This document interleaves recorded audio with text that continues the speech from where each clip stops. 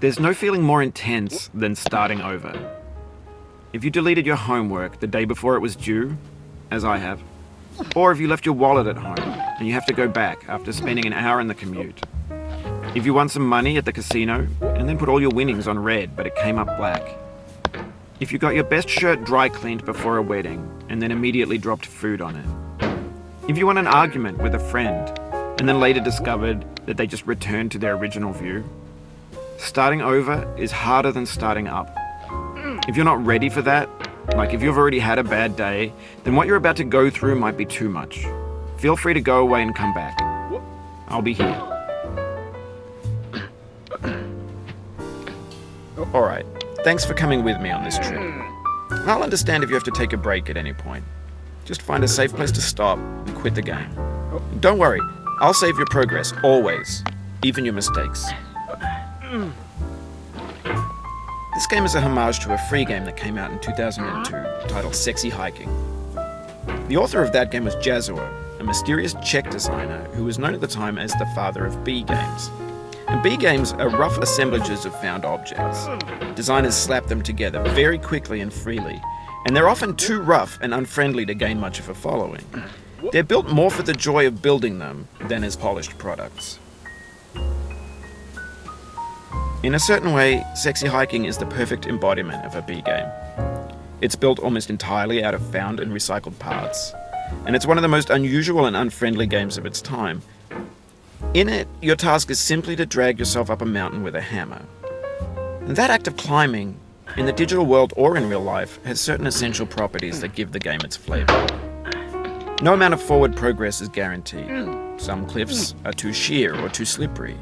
And the player is constantly, unremittingly in danger of falling and losing everything. Anyway, when you start Sexy Hiking, you're standing next to this dead tree that blocks the way to the entire rest of the game.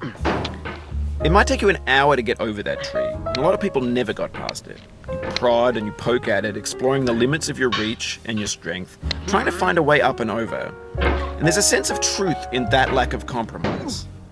Most obstacles in video game worlds are fake. You can be completely confident in your ability to get through them once you have the correct method or the correct equipment or just by spending enough time. In that sense, every pixelated obstacle in Sexy Hiking is real. The obstacles in Sexy Hiking are unyielding, and that makes the game uniquely frustrating. But I'm not sure Jazuo intended to make a frustrating game. The frustration is just essential to the act of climbing, and it's authentic to the process of building a game about climbing. A funny thing happened to me as I was building this mountain. I'd have an idea for a new obstacle, and I'd build it, test it, and it would usually turn out to be unreasonably hard. But I couldn't bring myself to make it easier. It already felt like my inability to get past the new obstacle was my fault, as a player rather than as a builder. Imaginary mountains build themselves from our efforts to climb them, and it's our repeated attempts to reach the summit that turns those mountains into something real. When you're building a video game world, you're building with ideas, and that can be like working with quickset cement. You mold your ideas into a certain shape that can be played with, and in the process of playing with them, they begin to harden and set until they're immutable, like rock. And at that point, you can't change the world. Not without breaking it into pieces and starting fresh with new ideas. For years now, people have been predicting that games would soon be made out of prefabricated objects, bought in a store and assembled into a world. And for the most part, that hasn't happened, because the objects in the stores are trash. I don't mean they look bad or that they're badly made, although a lot of them are. I mean they're trash in the way that food becomes trash as soon as you put it in the sink. Things are made to be consumed and used in a certain context, and once the moment is gone, they transform into garbage. In the context of technology, those moments pass by in seconds. Over time, we've poured more and more refuse into this vast digital landfill that we call the internet. It now vastly outnumbers and outweighs the things that are fresh and untainted and unused. When everything around us is cultural trash, trash becomes the new medium, the lingua franca of the digital age. And you can build culture out of trash. But only trash culture. B games, B movies, B music, B philosophy. Maybe this is what digital culture is. A monstrous mountain of trash, the ash heap of creativity's fountain. A landfill with everything we ever thought of in it. Grand, infinite, and unsorted. There's 3D models of breakfast, Gen X's fanfic novels, scan magazines, green screen Shia LaBeouf, banned snuff scenes on LiveLeak. Facebook's got lifelike bots with unbranded adverts and candid shots of Kanye and Taylor Swift mashups, car crash epic failed GIFs, Russian dashcam vids, discussions of McRibs, discarded, forgotten, unrecycled, muddled, rotten, untitled.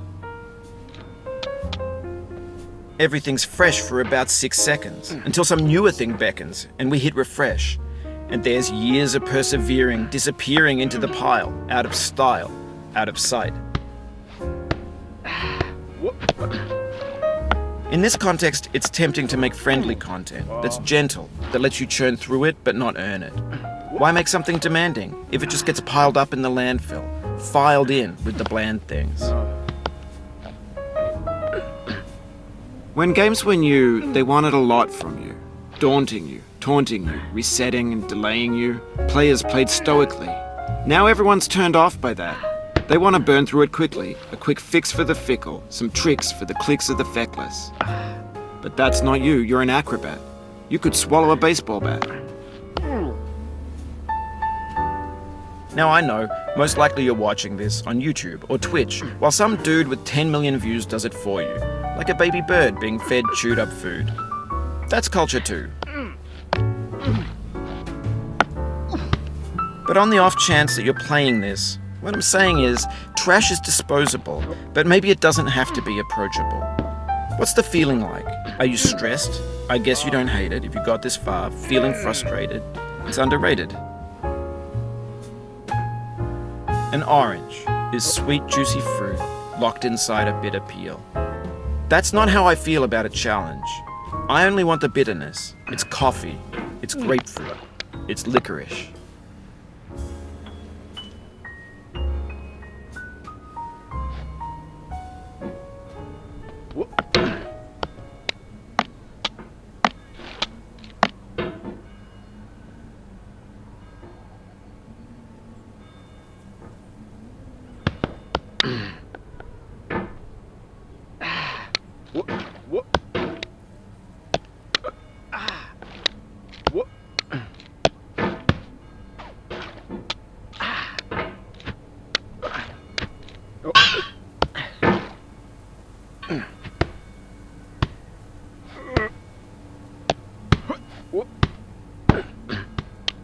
Oh, you just lost a lot of progress. That's a deep frustration, a real punch in the gut.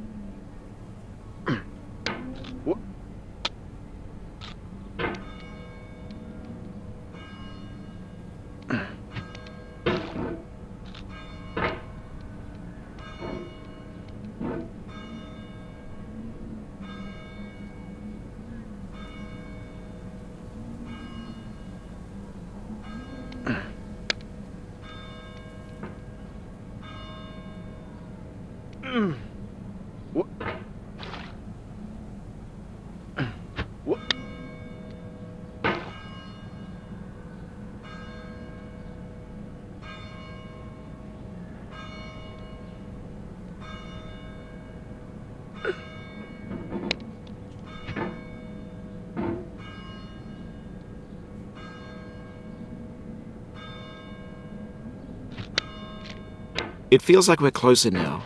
Composer and climber, designer and user.